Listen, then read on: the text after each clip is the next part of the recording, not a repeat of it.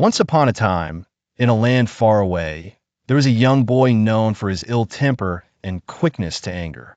He had a fiery nature, and it seemed that even the gentlest breeze could spark his fury. His temper would flare up over the smallest things, and he would shout angrily at those around him. His friends had grown accustomed to his fiery outbursts and would often step back when they saw the storm brewing in his eyes. Even his family walked on eggshells, doing their best to avoid triggering his wrath. It was a tense way to live, but the boy seemed unable to control the tempest inside him. One day, he was particularly angry with his elderly father, a man of calm disposition who always met life's challenges with patience and understanding. In a fit of rage, the boy yelled cruel words at him and stormed out of the house, the door slamming behind him like a thunderclap. He wandered aimlessly, not knowing where he was heading, his mind a whirlpool of turbulent emotions. As he walked, the fiery storm inside him began to quieten, leaving in its wake a heavy blanket of regret. Filled with sorrow, he asked himself aloud why he said those terrible things. The boy's heart ached with the realization of the pain he had caused. He turned back towards home, his feet dragging with the weight of his remorse.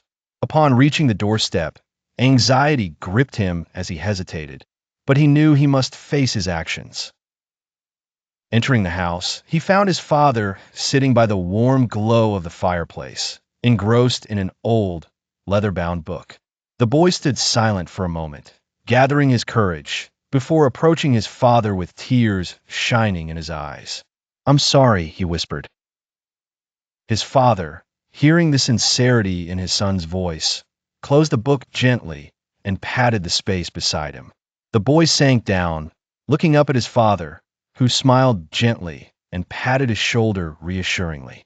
"My son," his father began kindly, "anger is a fire that burns its owner.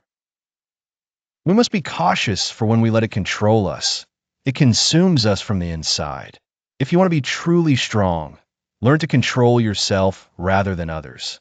The boy listened intently, his heart swelling with both shame for his past actions and hope for the future. From that day onward, he committed himself to a new path. He began learning how to manage his anger, starting with small steps. Whenever he felt the stirrings of rage, he would pause, take deep, calming breaths, and count to 10 before speaking. He also sought ways to express his emotions in healthier manners. He took up hobbies that soothed his spirit, like painting and gardening, which allowed him to channel his energy constructively. Little by little, day by day, he became calmer and wiser. As the seasons changed, so did he. People around him began to notice the transformation.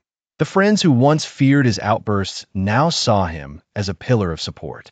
His family, who had walked gingerly around him, now embraced him with warmth and appreciation.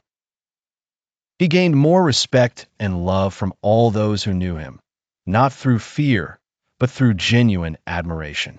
Thus, he learned that real strength lies not in shouting and anger, but in self-control, kindness, and forgiveness.